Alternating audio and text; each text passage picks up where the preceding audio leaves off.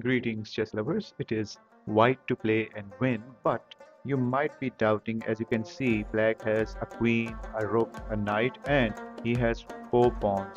However, white has just a queen and a bishop and just three pawns. However, in this position, white can still pull up a miracle. White can give four checks, but there is only one check that is going to lead to the victory and eventually checkmate. And if you have discovered that those moves are number one, he can play h4 check, or he can play f4 check, that is going to be a fork also, or he can give a check via this bishop, or he can play his queen to h4, that is going to be an insane queen sacrifice in the history of the chess.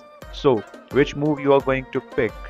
So if all of these four moves which were available for the white king, you picked this crazy move, queen sacrifice, your math is absolutely right. However, if you had played any other move, that would have led to basically stalemate, or it would have resulted in checkmate for white. So you would have lost. So if you had played this move, although it is a check, however, believe it or not, king is simply going to slide away to safety by playing queen to g6, and even if you're going to bring your queen in here and make a battery, that won't help you much because this diagonal is covered by the queen. Okay, then you have this knight that can even block this check, and then these pawns are going to guard it, so your attack is going to be neutralized. However, if you had played this another good move, okay, since the queen is protecting this pawn and it is a good fork, but technically speaking, you are only going to just win a knight, and after that, what are you going to do? You can practically do nothing. So whatever you do, it is not going to make a difference. And if you had played this move, it would have simply once again by negated by playing king to g6. So in every way, those moves were not useful.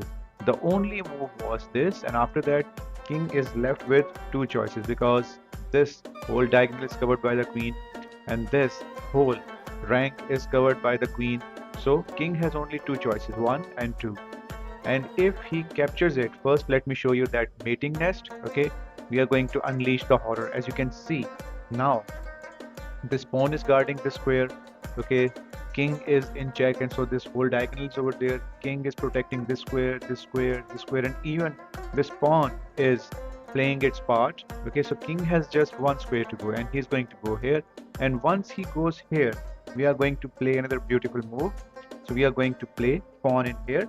So now you can see this king is protecting this pawn is giving check, and this diagonal is covered by this bishop, and this pawn is covering this one. So king has to take this one, and once the king takes it, there he finally gets his checkmate. As you can see now, this whole diagonal is covered by this bishop, this pawn is covering this square. Okay, king is already covering this one and this one, so king practically cannot go anywhere. After this move, king so after this move, now the king has three options. Like I said,